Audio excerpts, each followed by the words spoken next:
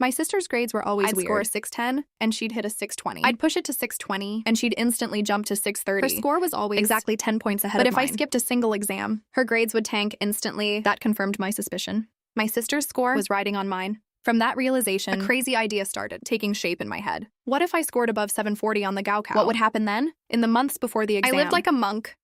Meanwhile, Lynn Moran was a total hedonist. She knew I was her safety net, so she acted like she owned the place. Tossed her studies aside and hung out with her friends every day. Every time she got caught, she'd roll her eyes like it was such a hassle. Lynn Moran rolled her eyes, slammed her phone on the table, and snapped, "Would you guys chill out? Relax, I'm obviously gonna be the top scorer." And I didn't let her down. Every practice test, I'd carry her to the top of the grade. I wanted her to get drunk on that fake cloud of glory while I secretly crept closer and closer to 741. The second semester of senior year was slowly like a dull grinding knife down my nerves. I'd get up at 5 a.m. every day and crash at midnight. In between, except for meals and bathroom breaks, I was grinding problems I locked myself in that tiny room that barely saw sunlight, running like a machine that never quit. Ticking away with perfect precision. Lynn Moran's room was right next door, and I'd hear her laughing on video calls with her friends, shrieking at some drama. Sometimes she'd even crank up the volume like she was showing off. She could be that reckless. I didn't care. I'd long learned to tune out all that noise. And there was only one thing looping in my head. 741.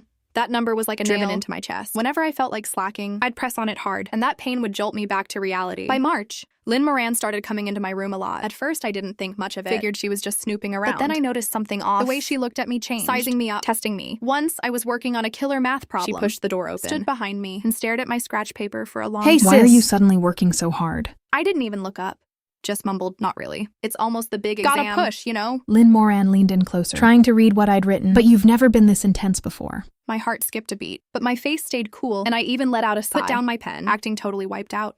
"It's Mom and Dad," they said. "If I don't get into a top-tier school, they'll cut me off. What else can I do?" Lynn Moran's face relaxed, and she curled her lip with a smirk. "You? A top-tier school? Yeah, right." She turned and walked off, but couldn't resist one last jab before leaving. Don't overdo it, because I'm the one who's gonna be top dog anyway. I stared at her back, didn't say a word. Once the door clicked shut, I picked up my pen again, and a small smile crept across my face. Good. Keep underestimating me.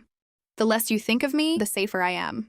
But Lynn Moran's guard wasn't completely down. Over the next few days, she started prying, fishing for my study asking progress, which subject was hardest, then what I thought I'd get on the next practice test. Sometimes she'd even say nasty right in front of me, trying to throw me off. I didn't rush, just parried every move. Every practice test, I deliberately held myself from standing out solidly in the top 5 of the grade. Not flashy enough to draw attention, but not so low that she'd get suspicious. I kept my real cards hidden. The toughest problem types, the sneakiest tricks. Only practiced them alone late at night. After finishing, I'd shred the scratch paper, flush it down the toilet, leaving zero trace. One night, I was grinding Olympiad problems when I heard some noise from the living room. Mom was talking to Lynn Moran. I cracked my door open to eavesdrop. Ran, don't you think your sister's pushing too hard? She's cooped up in her room all day. Won't even come out for meals. Lynn Moran laughed dismissively. "Mom, what's there to worry about? No matter how hard she works, where's she gonna go? Whatever she scores, I'll always be 10 points ahead. The harder she works, the higher I score, right?" Right. That's my smart girl. Let her work her butt off. She's just stepping stones doing all the heavy lifting. I heard every word, and my fists clenched, nails digging into my palms. But my face showed nothing. I gently closed the door, turned back, and kept solving problems. One night in April, I was doing my usual routine in my room when I heard faint rustling outside. I perked up my ears. Footsteps, so light.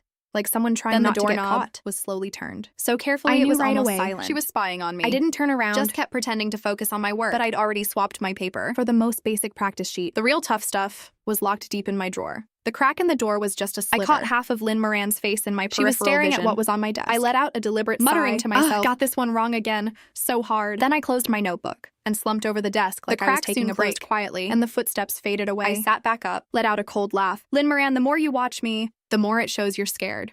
You know better than anyone that those scores aren't really yours. You're just a parasite living off me. Without me, you're nothing." In May's practice test, I scored 700. Lynn Moran got 710, still number 1 in the grade. The day results came out. She acted like it was New Year's at home. Mom and Dad fussed over her, praising her for bringing glory to the family. The table was piled with all her favorite dishes. I hunched in the corner, shoveling rice, invisible as air. Dad put down his chopsticks, beaming at Lynn Moran with pride. Xiaoran did great this time. If she holds steady for the real exam, we're golden. Right away. Her voice dripping with pride. "My daughter's just brilliant. Must be those good genes of mine." Lynn Moran was on cloud 9 and shot me a glance, with a smirk full of sarcasm. "Sis, you better step it up. Don't fall too far behind me, or it'll embarrass Mom and Dad." I just grunted, didn't talk back, kept my head down and ate. But inside I was laughing. "Enjoy it, go ahead.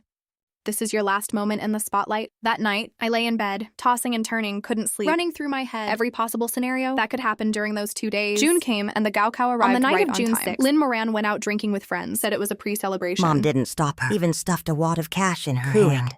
"You've worked so hard, sweetie. Go have some fun." I watched it all through the crack in my bedroom door. Nothing. just found it bitterly ironic. I went to bed at 8 p.m. that night, alarm set for 6 a.m.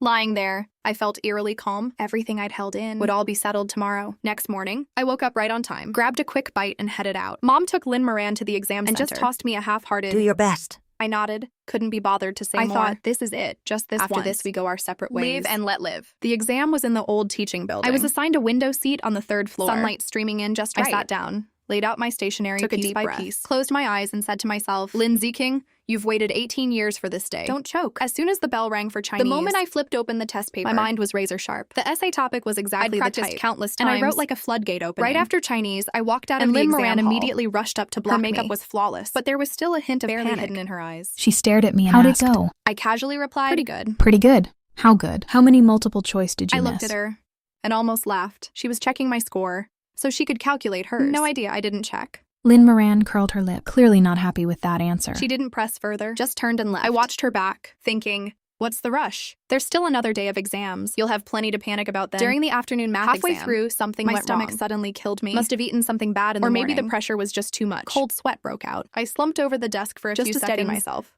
The proctor came over, whispered if I was okay, if I needed the nurse's office. I shook my head, gritted my teeth, I'm fine. I'd waited 18 years for this one moment. Even if it killed me, I'd die on this test paper. I pinched my thigh hard. The sharp pain briefly overpowered the stomach ache. I kept going. Numbers and formulas blurred for a while, but I relied on muscle memory and finished every single problem. That last killer question, I even verified it with 3 different methods. Only put my pen down when I was sure. The moment I walked out, I felt completely wrecked. I found a quiet corner and crouched down. Took forever to recover. Lynn Moran texted me, "How was math?" I replied with 2 words. Fine. She instantly sent back a smug emoji. Clearly feeling confident again. I stared at that emoji and laughed. Only the clueless are that arrogant. And that was exactly her. The next day was science and English. And I was mostly back in shape. Those were always my strongest subjects. Especially science. Physics problems, chemistry inference, biology genetics. All patterns I drilled to death. I cruised through them. And with 20 minutes left, I went back and double-checked every question. Carefully twice, making sure there was 0 slip-up. English was a no-brainer. Even the graders would have a hard time deducting points. After the last subject, I walked out, stood at the entrance of the teaching building, and looked up at the sky. The sun was blinding, but I didn't flinch. Just stood there, letting it hit my face. 18 years. I'd finally made it. Lynn Moran was the first to rush over and stop me. She was dressed to kill today, like a peacock strutting around, with that greedy gleam in her eyes. Pressing me about how I did. I said, "Great." Ever. The best I've ever felt in my life. Lynn Moran's eyes lit up instantly. Like she'd just struck gold.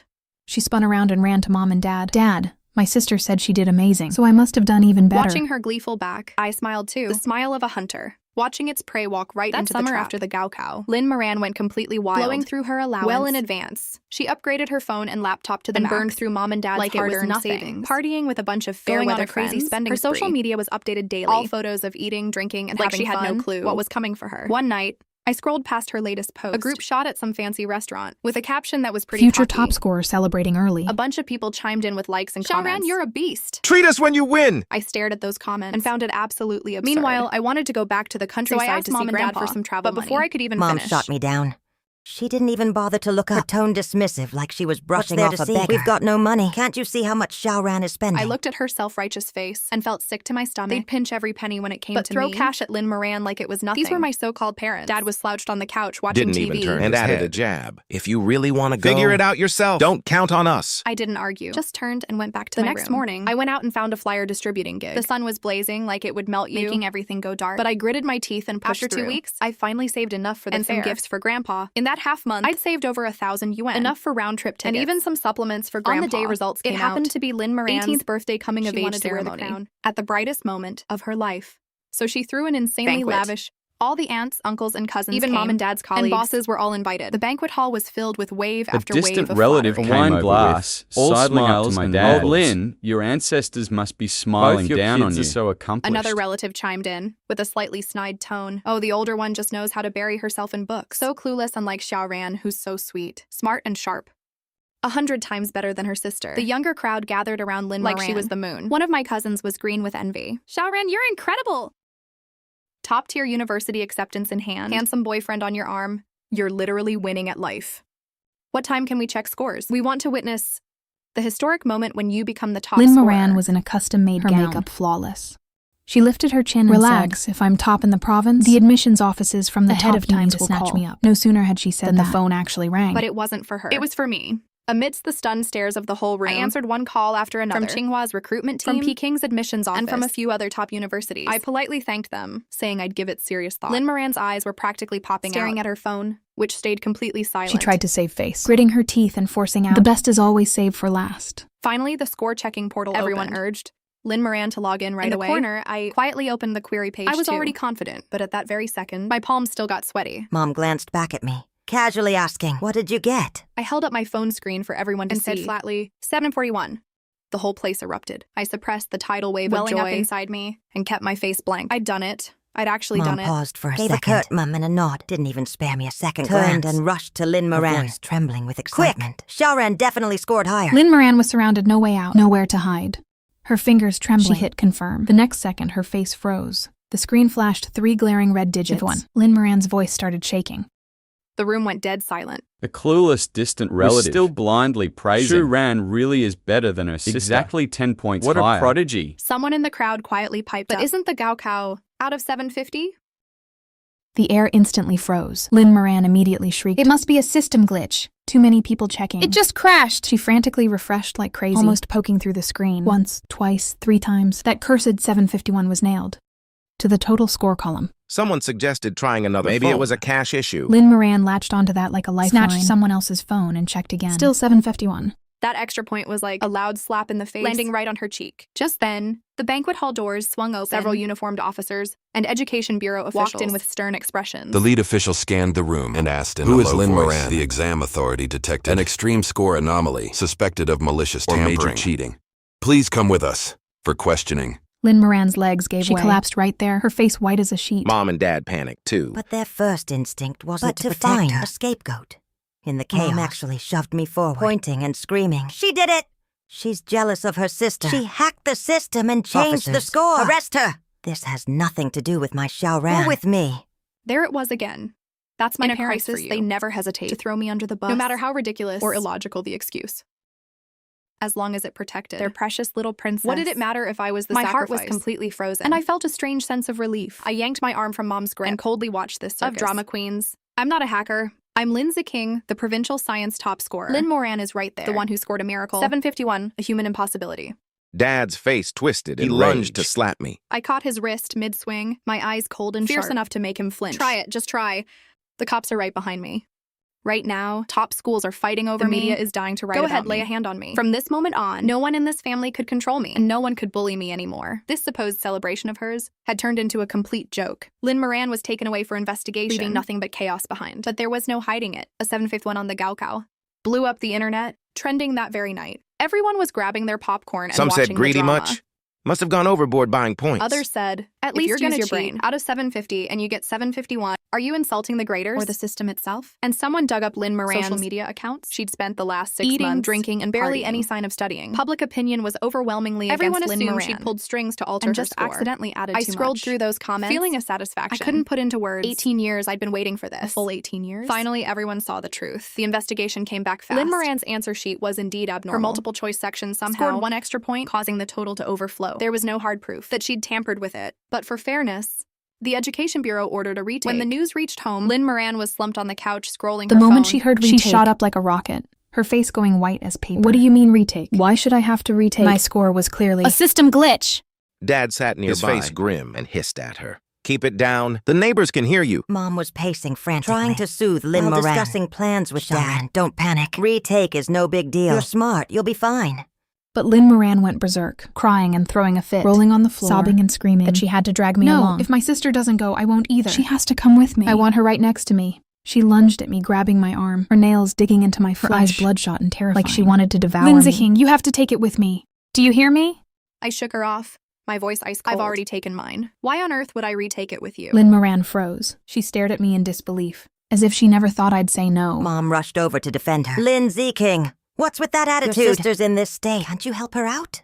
"Ziking, this is about the whole family's reputation. What's the big deal about taking it again with Xiaoran?" That so-called reputation never had anything to do with me. I said I refused, turned and went back to my room, the door, and ignored all the banging and yelling from outside. That ridiculous demand was, of course, rejected by the Education Bureau. In the end, Lynn Moran had to retake under full supervision all alone. The result was predictably a total disaster. Her retake total was 157, even worse than her usual random guesses. She'd barely been a 300 level student. And these past 6 months, been dating and dreaming of being number one. Opened a book. The day the results came out, I was handing out flyers on the street when I got a message from a classmate saying Lynn Moran scored 157 on the retake. I froze for a second. Then I smiled and crouched down for a long time. My coworker thought I had heat stroke, seeing my face, and quickly handed me some water. I waved them off. I'm fine. I'm just really happy. That retake completely ripped off her last fig leaf.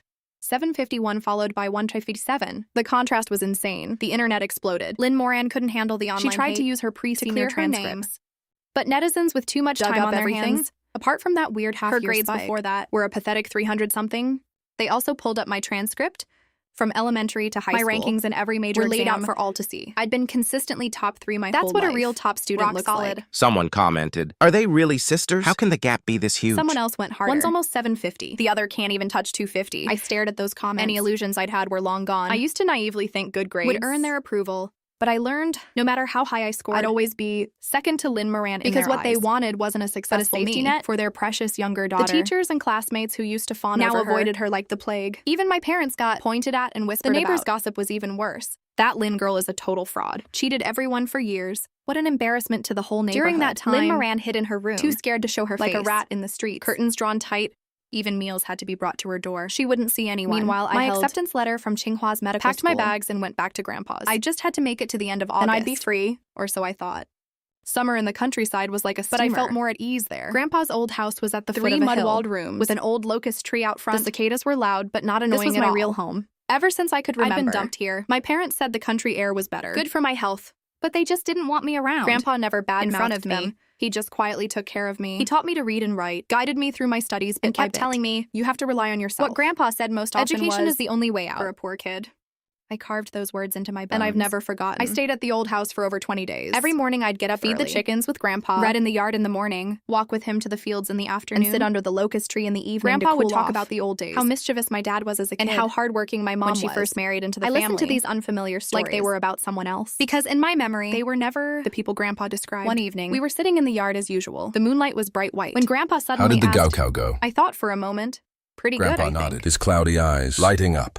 He looked up at the moon, paused, then said softly, "Good, that's good. That's good." He sighed, his voice a little hoarse. "I've never amounted to much in life. My only hope is you." I lowered my head, and my nose suddenly stung. All my life, he was the only one who'd ever said that to me. And the only one who truly wanted the best for me. Grandpa, when I start working, I'll take you to the city. He waved his hand, grinning like a child. "I don't take to the city. Don't worry about me.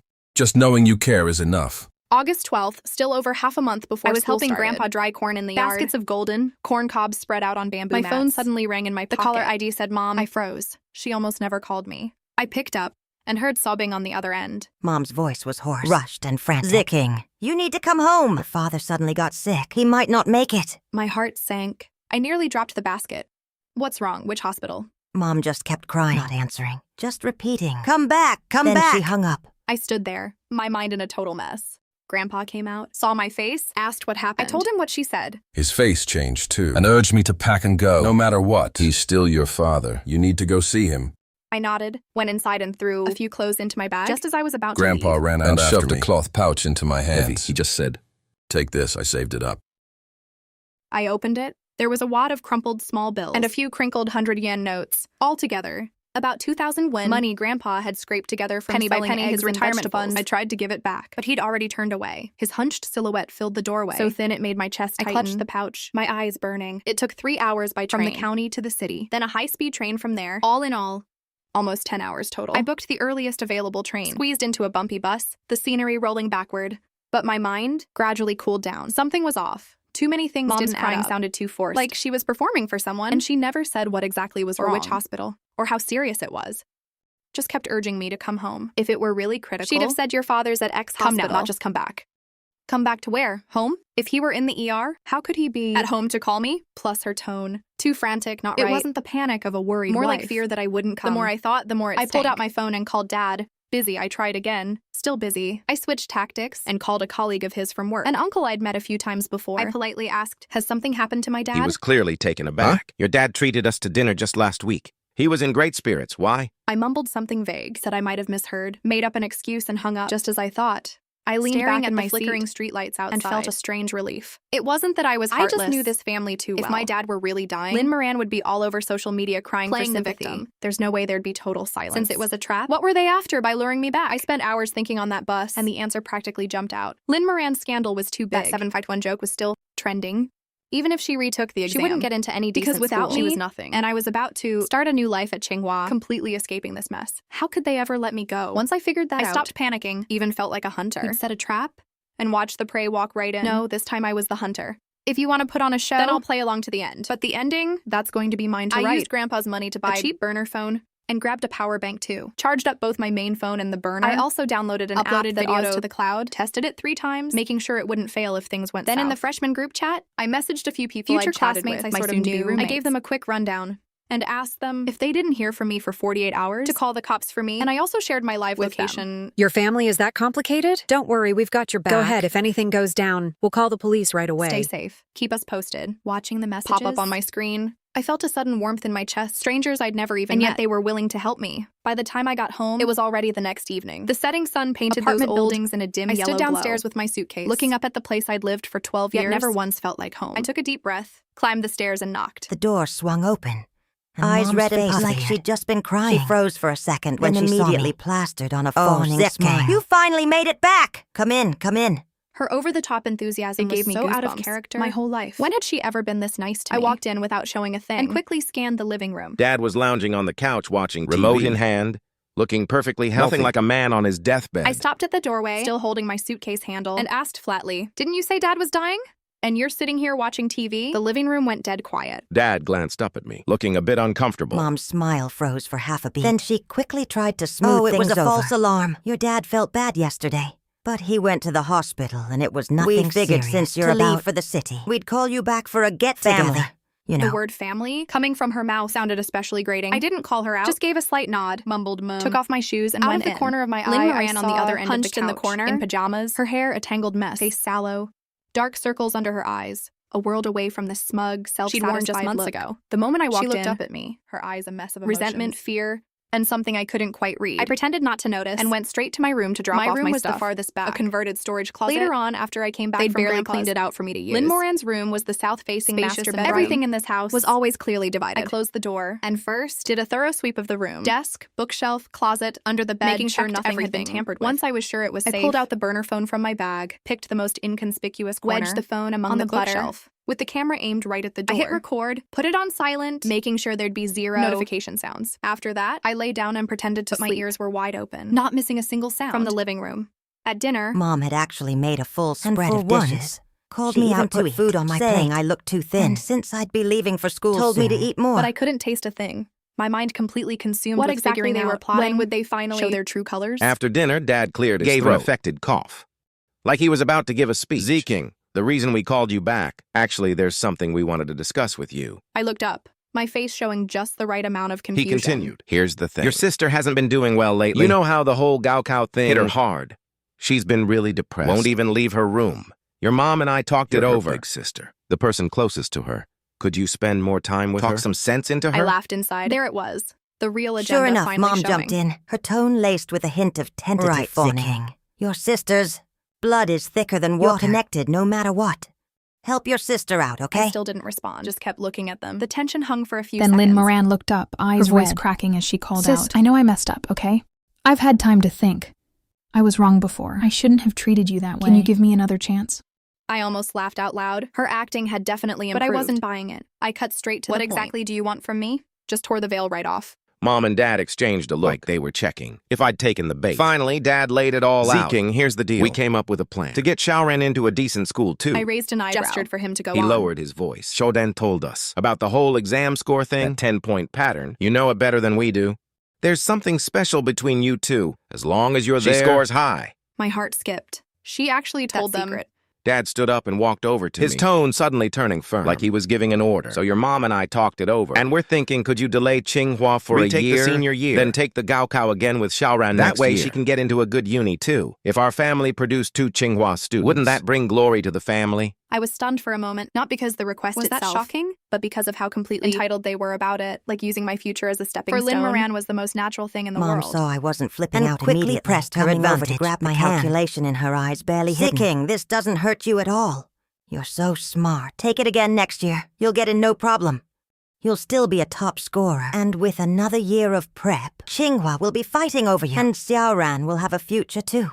All 4 of us successful. Isn't that a win-win for everyone? All 4 of us, win-win? What a joke. But my acceptance letter was already in my hands. Why should I have to retake a year? Dad waved his hand dismissively. What's that letter worth? If you don't show up, it expires on its own. Zeking, you're the older sister. Be the bigger person? What's the harm in giving a little? When Xiaoran makes it big, she won't forget you, right? I just heard the most ridiculous joke of my life. The moment the word left my mouth, the temperature in the room dropped to freezing. Dad's face immediately darkened. Mom's expression froze too. Lynn Moran jerked her head up, the fire in her flaring up instantly. Dad stood up, towering over me, his tone carrying a clear threat. Lynn Zeking, what kind of attitude is trying to have a proper discussion? And you just shut it down? I said, because this isn't up for discussion. I stood up and looked them dead in the eye. You want me to give up Tsinghua? To retake a year with someone who can barely score 157 and use my abilities to carry her into a top university? On what planet? Mom shrieked. She's your sister. Older sisters help younger sisters. Isn't that just natural? I've been helping her for 18 years. My whole life, you gave her everything. And dumped me in the countryside like I didn't exist. Now that she's crashed and burned, you want me to sacrifice my future to clean up her mess? Dad slammed the table in anger. Lynn Zeking, watch your tone! This is my tone, and I'm not doing it. I turned to go back to my room. Lynn Zeking, who do you think you are? Those scores were supposed to be mine. Without me, you're nothing. I stopped, turned and looked at her twisted face. Lynn Moran listened to me very carefully. Those scores were earned by my own hand and have nothing to do with you. The fact that you leech off me is luck, not skill. And it sure is a bargaining chip to threaten me with. Lynn Moran was speechless, tears spilling from her eyes. Mom rushed over and stood in front of her, at me, Lynn Zeking, you made your sister this upset. Have you no conscience at all? I shot back. Do you have one? I couldn't be bothered to argue anymore. Went into my room and locked the door behind me. From outside came the sounds of things being... Dad's angry shouting, Mom's wailing, Lynn Moran's screeching, all overlapping like a pot of porridge boiling over. I leaned against the door and closed my eyes, listening to the racket. Yet I felt eerily calm inside. Tonight was just round 1. The real fight was yet to come. I had a feeling they wouldn't give up that easily. I didn't sleep that night. Just stared at the ceiling, staying alert the whole time. Around 2 a.m., I heard rustling outside my door, voices whispering in hushed tones. I held my breath and listened. Sure enough, it was Mom and Dad. Mom kept her voice low, but I caught every word. Honey, how about we take her stuff while she's asleep? Without her ID and acceptance letter, she can't go anywhere. Her light's off. She's probably dead asleep. Let's do it tonight, before anything goes wrong. Footsteps crept toward my door. My heart shot up to my throat. But I stayed perfectly still, pretending to be asleep. Good thing I double-locked the door. Mom's frustrated voice came through. She actually locked it! Forget it, we'll do it tomorrow. She's not going anywhere anyway. The footsteps finally faded. I opened my eyes and stared at the ceiling inside. Just as I figured, they never planned on letting me leave. From the second I stepped through that door, I'd already fallen into their trap. But they don't know I've got a backup plan. Who wins and who loses isn't decided yet. The next morning, I tried the doorknob. Sure enough, it was locked from the outside. I walked to the window and looked out. There were security bars on the window. Tight. No way to crawl out. My phone still had signal, but they'd cut the Wi-Fi completely. I used mobile data to text my roommates, know I was okay said I was fine at the moment, but things were off, and told them to be ready to back me up. Around 10 a.m., the lock clicked. Mom came in with a bowl of porridge, smile on her face. It looked so fake. Hungry? Have something to eat? Have you come around yet? She set the bowl on the table, her tone laced with threat. Zeking, let me give you some advice. Play smart if you want to survive. Even if you do get into Tsinghua. So what? Who's gonna pay your tuition and living expenses? You think we'll give you a single penny? You won't even be able to afford school, and you'll come crawling back. I looked at her, didn't say a word. She saw I wasn't responding. I was weakening, and immediately piled on. Besides, your acceptance letter might not even be around anymore. If you behave, take a gap year. We'll support you fully next year. But if you don't, she didn't finish the sentence. But the meaning was clear. I still said nothing. After she left, I realized the door was locked again. From that moment on, I was officially under house arrest. The first day I kept my cool, but by the second day, I started getting restless. Time was ticking away, and orientation was getting closer. I had to find a way out. On day 3, I decided to take a gamble. At 2 a.m., when everyone was asleep, I crept out of bed, used a nail clipper to pick the lock. These old spring locks weren't that hard to crack. I fiddled with it for about 10 minutes, and finally heard a soft click. The door opened, and I held my breath, inching out slowly. The living room was pitch black. I felt along the wall, creeping toward the front door. The wooden floor creaked every now and then. And each time, I'd freeze and listen, only moving again when I was sure it was clear. Just as my hand was about to touch the doorknob, the light suddenly turned on. I froze on the spot. Dad was standing at the hallway entrance club, his face dark as iron. He'd clearly been waiting for me, trying to sneak out. I didn't bother explaining. Turned and ran from my room. But it was too late. He quickly caught up and slammed the club into my back. The pain sent me crashing to the floor. Running away, defying us! Mom and Lynn Moran had come out at some point, just standing there watching. Not one of them said a word to stop Lynn Moran even had a smug smile on her face. Let me tell you something, Lindsay King. You're never getting out of this house unless you agree to retake the year. I lay on the ground, my whole body trembling. Not from fear, but from pure rage. 18 years of holding almost back burst through my chest, but I held it down. The time wasn't right yet. I still didn't have enough evidence. They dragged me back to my room. The door was locked again. Mom even added a new lock. The kind that latches from the outside. I lay in bed, my back burning with pain, but the pain only made me clearer-headed. Lindsay King, what's the rush? You've held on for 18 years. A few more days won't kill you. Let them have their little victory for now. Once you've got enough evidence, none of them will get away. Over the next 2 days, I played along like I'd given up. Ate when they fed me, when they locked me in. My parents thought I was broken. Eased up on the surveillance. But the door was still locked. I still couldn't get out. So I used those 2 days to map out their routines, who sleeps when, who gets up in the middle of the night. I memorized every detail, waiting for the perfect moment. On the 4th night, they finally couldn't hold back anymore. At 2:07 a.m., I heard the lock click softly. Someone was unlocking it from outside. I kept my eyes closed, breathing steady, still pretending to sleep. But every nerve in my body was on high alert. The door was pushed open. Footsteps so light they seemed afraid to wake me. There were 2 of them. I could tell from the breathing patterns. One was Mom, the other was Dad. They moved to my desk and started rifling through things. I stayed in my sleeping position, but my heart started racing uncontrollably. I knew exactly what they were after. My ID and acceptance letter. Those were my keys to getting out of this house. To keep me trapped. I heard Mom muttering under her breath. Where is it? I can't find it. Where did she hide it? Dad grunted impatiently. Keep looking. It's gotta be in here. They pulled out every drawer. Turned them inside out. The bookshelf and backpack were trashed. They even checked my coat pockets. I felt someone come to the side of the bed and hesitating whether to check my pillow. Suddenly, a third voice came from the doorway. It was Lynn Moran. Found it yet? Keep it down. Don't wake her up. Lynn Moran walked in impatiently. Her footsteps were much heavier than my parents. Clearly not caring whether I woke up. I could feel her standing by my bed, staring at me with those judging eyes. I could clearly feel her breath on my face. Then she spoke, her voice cold and certain. Stop pretending. I know you're awake. I didn't move, kept controlling my breathing. Lynn Moran's sharpness was unsettling. She didn't keep pressing, whether I was awake or not, but joined the search herself. Her movements were way rougher than our parents. She flung things everywhere. Books from the shelf, tossed to the floor one by one. Drawers yanked out and dumped upside down. I'd hidden my ID inside the pillowcase lining. The acceptance letter was folded tiny, sewn into the suitcase lining. I thought they'd never find it. But I underestimated Lynn Moran's craziness. She flipped my pillow over, reached her fingers into the pillowcase, feeling every inch, not missing a single spot. The moment she hit the lining, she froze, then let out an excited shriek. Found it! She then lunged at my suitcase, dumping everything out, and started ripping at the lining. The sound of tearing fabric was piercing. Her nails scraped back and forth until she finally felt the folded paper. I couldn't take it anymore, shot up, and slammed on the bedside lamp. The light blazed on, making them all squint. And that's when I saw the scene clearly. Dad and Mom were by the desk, holding my ID. Looking a little guilty, but mostly self-righteous. Lynn Moran stood by the suitcase, clutching an envelope in her hands, the envelope with my acceptance letter. Her expression was like she'd struck gold. I stared at my voice ice cold. What are you all doing in my room in the middle of the night? The 3 of them exchanged and dropped glances. The act entirely. Dad slapped the ID on the table and said without a hint of shame, "We're not going to beat around the bush. Shaoran told us everything. As long as you're around, she scores high. That's just how it is between you two sisters. So just accept it." Mom came closer too, her eyes full of calculation, laced with a hint of threat. King, listen to your mother. 1 more year of prep won't hurt you. You're so smart. You'll get in again next year. And Shaoran can go to college too. Our family will have 2 elite uni grads. That's a win-win, isn't it? I shot back. No. I stood up to grab my ID back. But Dad shoved me back. His grip was stronger than I expected. I stumbled back 2 steps and hit the wall. Dad leaned in, his voice low. You think you have a choice? From today on, you're not going anywhere. No ID, no acceptance letter. You're not getting into Tsinghua. I took a deep breath and shoved down the rage rising in my chest. Now wasn't the time to burn everything down. I still needed more evidence. I looked at them and asked, "So tonight you came to take my things?" Mom let out a cold laugh, not even bothering to pretend anymore. What do you mean, take? Things in this house belong to your parents. You're still a kid, and something as important should be kept safe by us. I turned to look at Lynn Moran. She was slowly pulling the acceptance letter out of the envelope, her face glowing with vindictive triumph. She held the letter up, like a trophy. Then she did something I'll never forget. She gripped the paper, with a crazy hatred burning in her eyes, and right in front of me slowly, tore it in half. Not satisfied, she tore the halves again, shredding it into tiny pieces. The paper fluttered down like snow. She tore slowly, savoring every second, each rip, her smirk growing wider. I stared at the shreds on the floor. My mind went blank for a moment. That was 12 years of my blood, sweat, the result tears, of countless sleepless nights, grinding through problems, my ticket to a new life. And she just tore it to pieces. Lynn Moran watched my face, laughing like a maniac. No more acceptance letter. How are you gonna enroll now? Lindsay King, your whole life is just being my stepping stone. I'll drag you down into the mud with me. She got more and more worked up, her whole body shaking. Why do you get to be better than me? Why does everyone praise you? Why do you get to go to Tsinghua while I'm a laughingstock at home? Those scores should have been mine. Her voice was piercing, tears streaming down her face. But it wasn't sadness. It was pure resentment, jealousy, madness. But then, her voice suddenly dropped, like she was talking to herself. Or maybe to me. Do you know how scared I've been? All my life. I've known my grades were fake, stolen from you.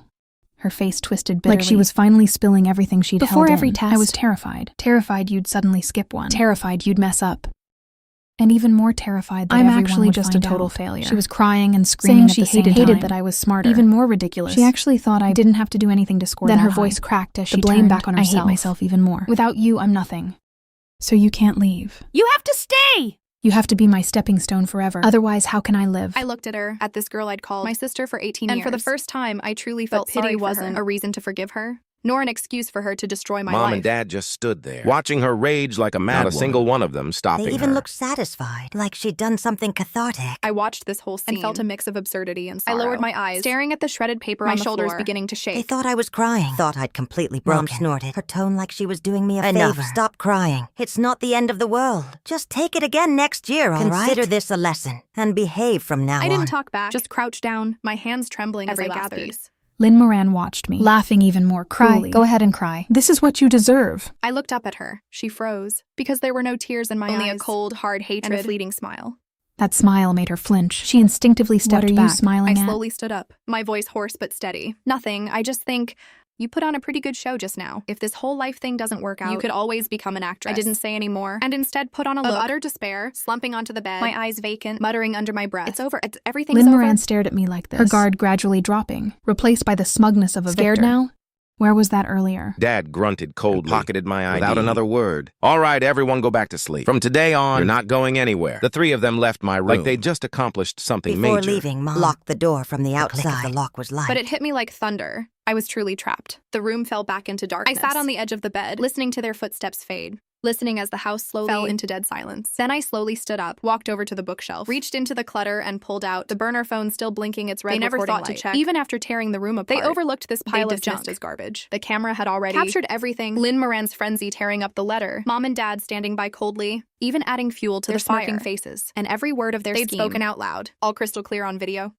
I uploaded the video directly to the cloud, backed it up again and again until I was completely sure it was safe. Then I clipped a shorter version and posted it online with the caption, "This is the family I'm trying to escape." After posting, I dialed the police. I said I'd like to report being unlawfully detained by my family. The operator asked my address and basic info. I gave it all clearly. They said they'd send someone over, told me to stay calm, and wait where I was. I hung up, put the phone on silent, and tucked it back into the clutter. I lay back down, my heart racing, but I had to act like nothing was wrong. I knew if I could just make it through tonight, everything would change. Time crawled by.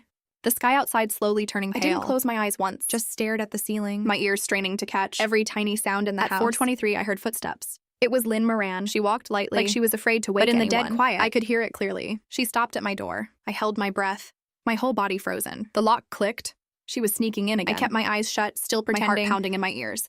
She came to my bedside and paused. I could feel her gaze on me, sizing me up suspicious. Then she started roaming around the room, her footsteps coming and going. I had no idea what she was after, but my unease kept growing. Her steps finally stopped at the bookshelf. My chest tightened. Immediately, the sound of rummaging began. She was digging through the clutter. I gripped the corner of my blanket, my mind racing. If she found the phone, how would I handle it? Suddenly, the rummaging stopped. The air went still. I could almost hear my own heartbeat echoing. Lynn Moran's voice came laced with confusion. I knew she'd found it. Damn. I shot up and opened my eyes. Just in time to see her, holding up the burner phone. The recording red dots still blinking on the screen. Her face went from confusion to shock to twisted rage in a split second. All in 1 second. Lindsay King, you were recording? She shrieked and lunged at me. I grabbed her wrist, and we started grappling right there. She was like a madwoman, her strength terrifying. We knocked over the nightstand. The lamp shattered on the floor. The noise was too loud. Mom and Dad woke up fast. Dad burst in, saw the scene, and without a word shoved me aside. The back of my head slammed into the wall, stars exploding in my vision. You dare hit your sister? I held my head, gasping. I didn't hit her. She came at me first. Lynn Moran had already scrambled up, still clutching the phone. She immediately hid behind Dad, like she'd found her shield, pointing at me hysterically. She was secretly recording. She got all of us on video! Dad's face instantly changed. He snatched the phone, glanced at the screen. His face growing uglier by the bulging on his forehead. Lindsay King, you've got guts! You've really got guts. He raised his hand and slammed the phone to the ground, shattering on impact. Then he stomped on it, grinding it under his heel until it was nothing but scrap. I looked at the crushed phone, but I wasn't panicking at all because that video was already in the cloud. The phone being destroyed was just the shell, but I didn't show my hand, instead putting on a look of collapse, like my last shred of hope had just been crushed too. Mom rushed over too, took one look at the mess, her face turning ashen. This ungrateful wretch is trying to get us all arrested, isn't she? Lynn Moran couldn't resist twisting the knife. She definitely wants to post it online, just like she did to me. Dad couldn't be bothered and slapped me across the face. My whole cheek went numb, the taste of blood filling my mouth. He stared at me, grinding his teeth. Lindsay King, let me tell you something. This isn't over! You stay put. You're not going anywhere. If you dare post that online, I'll break your legs!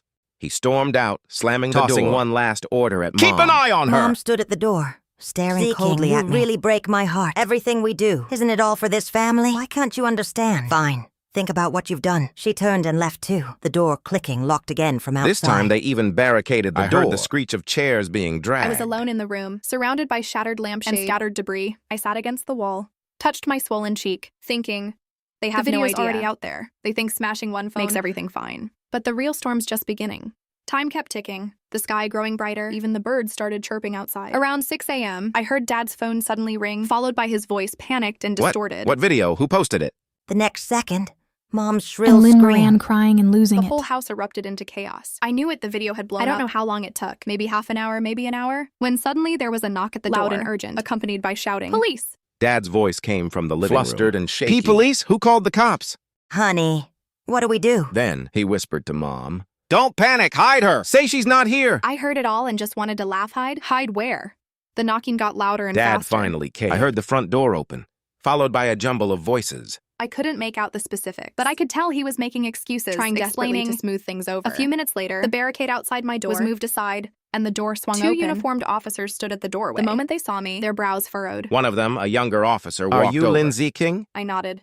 He looked at the injuries on my face, then my swollen lip, and surveyed total mess in the room, his expression turning grim. He asked me how this happened. I told him straight up my dad did From the living room, Dad immediately rang offensive and shaky. "Officers, this is a family matter. I'm disciplining my kid. What's wrong with that?" The older officer glanced back at him, his tone clearly annoyed. "Family matter? Unlawful detention? False imprisonment? That's not a family matter. We received a report that someone was being held against their will at home. We also received a video. Take a look yourself. Does this look like a family matter to you?" He held his phone out for Dad to see. On the screen was exactly what I'd recorded. Mom and Dad rummaging through my stuff. Lynn Moran tearing my acceptance letter in a frenzy. And every single thing they said, all laid out crystal clear. Dad's face went white as a sheet. Mom's legs gave out. She nearly collapsed. Lynn Moran was cowering, her hair a tangled mess, her eyes hollow, like a squashed bug. The younger officer turned. "Lindsay King, can you walk? You'll need to come with us to give a statement." I nodded, pushed myself up, and walked out over the broken pieces. As I passed by Dad, he reached out to stop me. But the officer shoved his hand away. "You're currently suspected of unlawful detention and assault. Watch yourself." Dad's hand froze in midair, his face like he'd swallowed a furious and completely helpless. I didn't even look at him. I just walked straight out that door. Behind me, Mom's anguished wail echoed. "King, you can't do this to us. We're your parents. If you do this, how are we supposed to face anyone?" I stopped, turned and looked at her, my voice eerily calm. "You stopped treating me like a person a long time ago. Now it's your turn to know what that feels like." Mom stood there frozen, like she was seeing me for the Lynn first Moran time. suddenly lunged forward, but the officer blocked her. She screamed at me over the officer's arm. "Lindsay King, you'll regret this. I won't let this go. Just you wait." I looked at her twisted face and said calmly, "Lynn Moran, remember this. From today on, we're done." I turned and walked away and never looked back. After giving my statement at the station, it was already noon. The officer said my dad was assault and unlawful detention, and it would be handled through proper channels. As for Lynn Moran destroying personal property, the letter was issued by the school, but it was my personal belonging, so she'd have to face the consequences. I asked the officer, "What about my acceptance letter? Can I get a replacement?" He said I'd need to contact the school. They'd issue me the proper documentation. I nodded and thanked him. As I walked out of the station, the sunlight was blinding. I stood on the steps, squinting up at the sky, and felt like I'd just woken from a long, long nightmare, finally truly awake.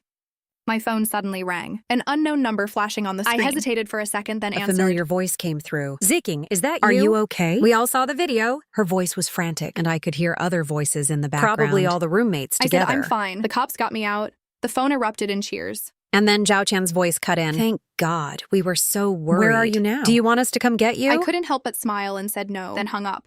I stood there, my mind racing through what to do next. My dad had my ID. My acceptance letter was shredded. I had no money on me, nowhere to stay. But I wasn't panicked at all, because the hardest step I'd already taken. All that was left was paperwork hassles. I could get the letter reissued by the school and get a new ID at the station. If tuition was an issue, I'd apply for financial aid. These were all hurdles I could clear. What I couldn't get past was the wound from my own family. I went to the station and got a temporary ID and used the little money I had left to buy a train ticket to Beijing. Hard seat, over 10 hours, I didn't care. It was almost dark when I boarded. The setting sun slanting through the window, warming my seat with a golden glow. I leaned against the window, watching the scenery scroll past. Freedom. So this is what it tastes like. The train clattered along, and I closed my eyes and fell asleep. This was the best sleep I'd had in a long time. No nightmares, no jolting awake, just a long, gentle darkness. When I opened my eyes the train had arrived. I grabbed my small bag and dragged myself off the platform. I was met by a city completely new to me. Towering buildings, endless traffic, a world away from that suffocating little town. There was something in the air indescribable. Like hope, like the future, like a new life rushing at me. I found the cheapest motel to crash in, then started contacting the school to explain the situation. The admissions officer listened to my story, clearly stunned, and assured me they'd handle it as soon as possible. Told me not to panic. 3 days later, the replacement acceptance letter arrived. A brand new red cover, exactly like the one before. But to me, it meant something completely different. I pressed the letter to my chest, stood at the school gate, and looked up at the sign that read Tsinghua University, and my eyes suddenly welled up. 12 years ever since I could remember. I'd been dumped in the countryside, neglected, ignored, living like I was invisible. I always thought I'd spend my whole life living in Lin Moran's shadow, a permanent stepping stone. But now I was standing here, on my own at the entrance to the country's top university. From this moment on, my life finally truly belonged to me. On the first day of school, I met the roommates I'd chatted with online. The 4 of us sat in the dorm and talked for a long time. They asked how things turned out after that. I said it was still going through the process. I didn't know the final outcome yet. Lee Wan cursed right there. What terrible parents. Zhao Qian sighed, said I'd been through so much. Jo Min didn't say much, but she poured me a glass of water and set it by my desk. Gradually, the topic shifted. We started talking majors, clubs, how to plan the next 4 years. Just normal college stuff. Nothing out of the ordinary. I suddenly realized, so this is what normal life feels like. This is what being 18 is supposed to be. That night, I lay in my dorm bed, watching the moonlight spill through the window, and suddenly thought of Grandpa and those words he always said. Education is the only way out. Poor kid. Grandpa, I actually did it. I called Grandpa, told him I'd made it to campus. Everything was going well. On the other end, he was so happy he couldn't say much else. Just kept repeating, "Good, good, you made it, you made it." I didn't tell him about all the ugly stuff. Didn't want him to worry. Just said the campus was huge and beautiful. The cafeteria food was pretty good too. He was all smiles listening. Told me to study hard. Not to worry about it. Said he was still in good shape. After hanging up, I lay back down, thinking, when I'm successful enough, I'll bring Grandpa to live with me. Give him the good life he deserves. This debt of gratitude, I owe him everything. And he's the one person I want to repay most in college this life. Just unfolded step by step. Military training, classes, busy club activities. I studied like crazy, threw myself into every competition, wanting to prove myself, and also to make up for all the time that was stolen from me. A month later, I got a notice from the police station. My father for unlawful detention, assault, got 3 months detention, suspended for 6 months. My mother, as an accomplice, 15 days of administrative detention for destroying personal property, was fined and ordered to pay restitution. But it was more than enough for them, because that video had shattered their reputation to pieces. Their name was completely ruined. Dad's workplace fired him for the disgrace. Mom couldn't even step outside. Neighbors without pointing and whispering. She couldn't even hold her head up. As for Lin Moran, don't even get me started. Her name was a joke all over the internet. 751 plus ripped up sister's acceptance letter. Those 2 things were enough to get her canceled. Later, I heard she was having mental issues. Her family sent her to a psychiatrist. How severe it was, I didn't know, and I didn't care to find out. They did try to reach out afterward. Calls came in, texts too,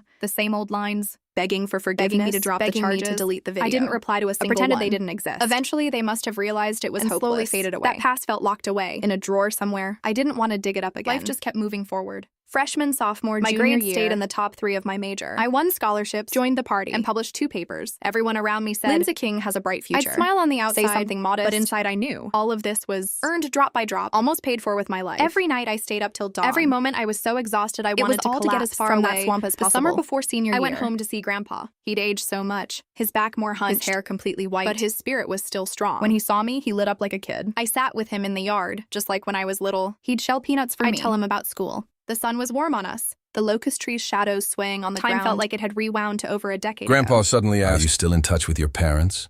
I shook my head, no. He was quiet for a moment, then sighed. No matter what, they're still your parents. No matter how badly they treated you, they gave you life. Grandpa, I get what you're saying, but some things can't be fixed. With one word of forgiveness, they hurt me too deep. Grandpa didn't push Just reached over and patted my hand. I'm not going to force you. You have your own mind. As long as you're doing well, that's enough for me.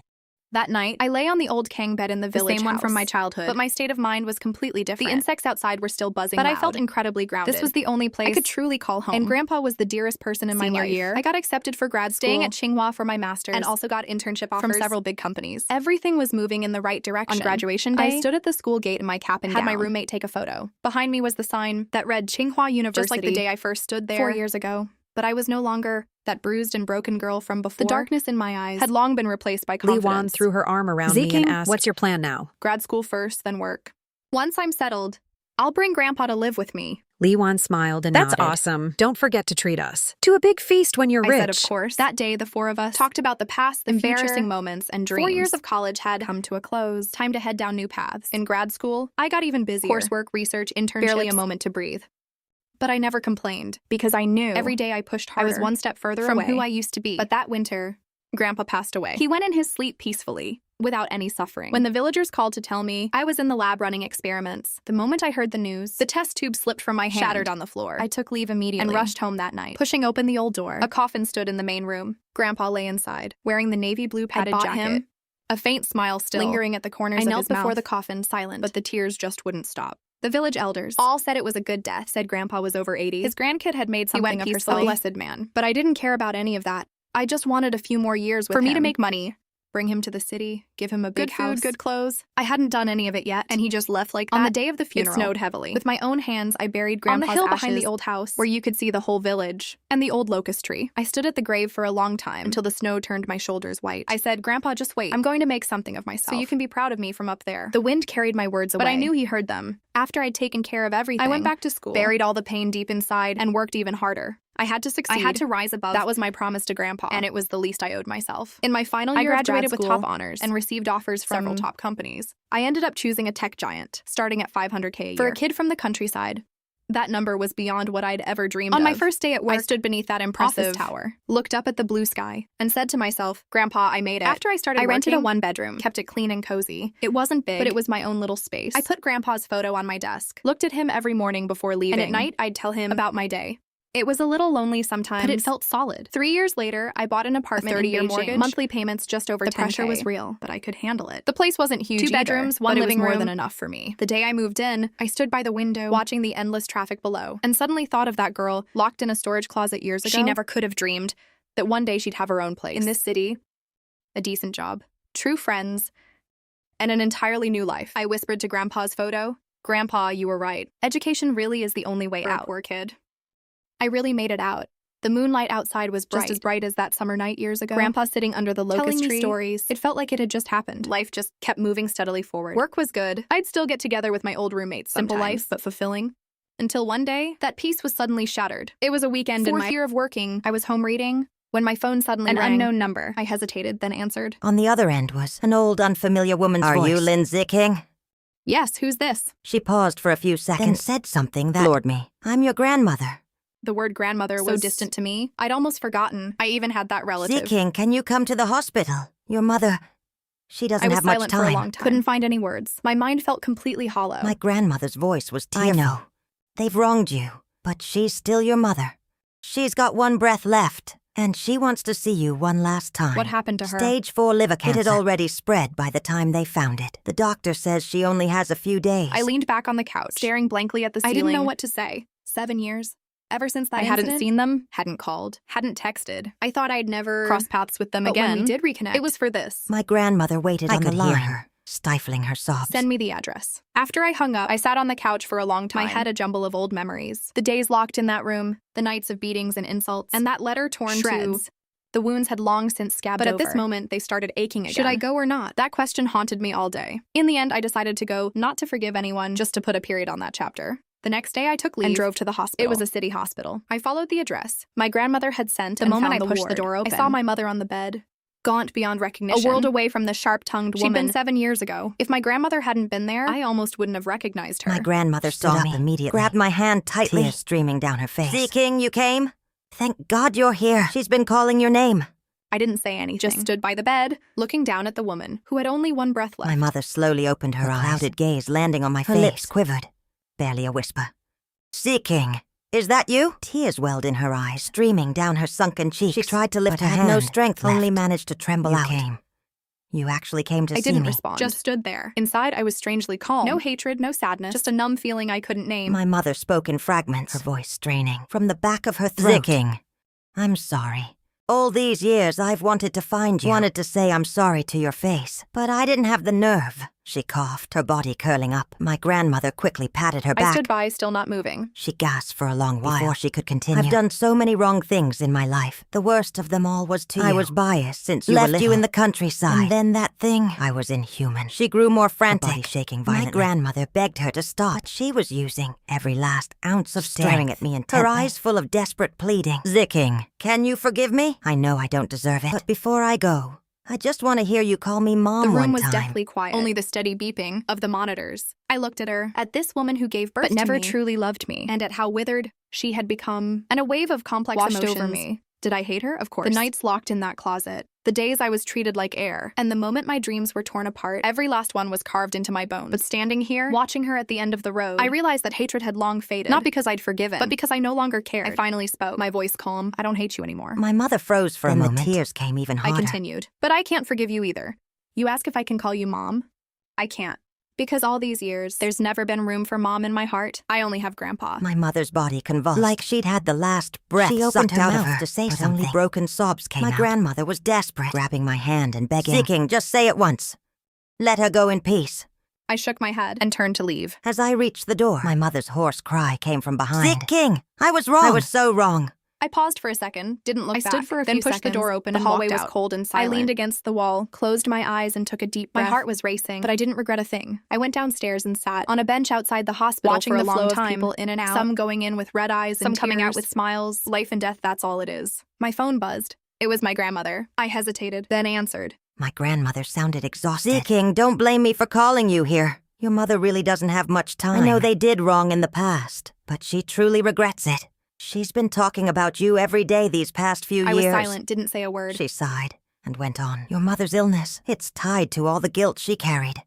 After what happened back then, she never had a peaceful night's sleep again. Your dad lost his job too. Drank every day to drown his sorrows. Then they started fighting all the time. And eventually got divorced. Your sister also? Anyway, this family just completely fell apart. I asked what happened to Lynn My Moran. grandmother paused. Don't even mention it. That girl's done. The whole thing blew up too big. She had a breakdown, and it just kept getting worse. She's in a psychiatric hospital now. Up and down. I listened without any real emotion. Not satisfaction. Not sympathy either. Just a quiet sense that karma had run its course. My grandmother's voice broke again. Seeking, I know you have resentment, but she truly doesn't have many days left. Can't you just go see her one more time? Grandma, I already came. I already saw her. That's all I can give. On the other end, my grandmother started crying. How can you be so hard-hearted? It's not that I'm hard-hearted. My heart was broken by them a long time ago. If you don't believe me, go ask how they treated me back then. My grandmother went quiet. After a long pause, she let out a heavy sigh. I won't force you. You have your own life. Just live it well. After hanging up, I sat on the bench a little longer, then got up and drove home. 3 days later, my grandmother called to say my mother had passed, and that even in her final moments, she kept calling my name. I just said I understand. Then asked when the funeral would be. She said the day after. I told her I'd go. After hanging up, I stood by the window, looking out at the night. I couldn't name the feeling, a little tight, but mostly like a weight had lifted. I went to the funeral, dressed in black, standing among the crowd, looking at my mother's portrait. In the photo, she still looked like she had 7 years before she got sick, with that sharp, mean smile. Not many people came. Just a few distant relatives. My grandparents were there, and one person didn't expect to see me, father. He'd aged noticeably, his hair completely gray, his back hunched. He seemed to have shrunk. Standing in the funeral hall in mourning garb, his expression when he saw me come in, his eyes flickered, like he wanted to say something. But in the end, he said nothing, just lowered his head and kept burning. I didn't acknowledge him either. Just followed the right-slit incense, then stepped back to a corner. My grandmother took my hand and said softly, Seeking, just coming is enough. Your mother can rest easier now. I just said, didn't say more. After the service, the mourners gradually dispersed. Only a few close relatives remained in the hall. Dad was still kneeling there, the firelight, his old, exhausted face. I stared at his back and suddenly felt how foreign this was. My father, the man who used to be so high and mighty, the one who'd hit me at the slightest provocation, the one who locked me in and wouldn't let me leave, and now he was kneeling here. He must have sensed me watching, slowly turned his head. Eyes red-rimmed, his lips parting. Seeking. I didn't respond, just quietly looked at him. He pushed himself up, his steps unsteady. When he reached me, I could smell the alcohol heavy on him. He croaked. Zicking, Dad, sorry. I've wanted to find you all these years. Wanted to apologize, but I didn't have the guts. Your mother's gone. I'm old and don't have many years left. Can you forgive me? I looked at him, at this man I'd once hated to the bone, now standing before me so utterly humbled. I spoke, my voice flat. You know what? When I was little, I could never figure out one thing. Why other families treated their kids like treasures, but you treated me like a burden. Then I figured it out. It's not that I wasn't good enough. It's that you were never fit to be parents. Dad's face twitched sharply, like he'd been slapped hard. You ask if I can forgive you? My answer is the same as it was for her. I don't hate you anymore, but I will never forgive you. Not in this lifetime. Dad stood there frozen, tears coming even harder. He reached for my arm. I sidestepped. Also, from now on, there's no connection between us. You go your way, I'll live mine.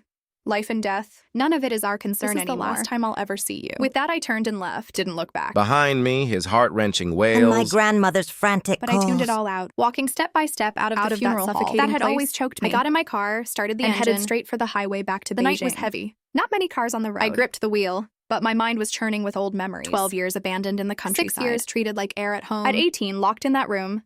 My acceptance letter, torn to shreds by my own sister. These scenes played like a movie. Over and over in my head. At 29, I had a home in this city, a car, a career, living a life I couldn't even dreamed of back then. And them, Dad lost his job, his life a mess. Mom depressed till the very end. Lynn Moran lost her mind. The family that once tried to grind me into the dirt had completely fallen apart in the end. This wasn't me getting revenge. It was just the karma they'd sown themselves. Halfway through the drive, I pulled into a rest stop. stood in the night wind and looked up at the stars. I suddenly thought of Grandpa, of him sitting under the locust tree, telling me stories, and those words he always said. Education is the only way out. For a poor kid. Grandpa, I really made it out. I became everything you hoped I would. My eyes stung a little, but I didn't let the tears fall. I just took a deep breath, got back in the car and kept driving. Back home, I took a shower, watched the sky slowly brighten outside the window, felt a sudden sense of unprecedented relief. All those grudges and entanglements. From this moment on, they had nothing to do with me. I could finally let go of the past and start my life anew. A year later, I got promoted, the youngest manager in my department, and my salary doubled.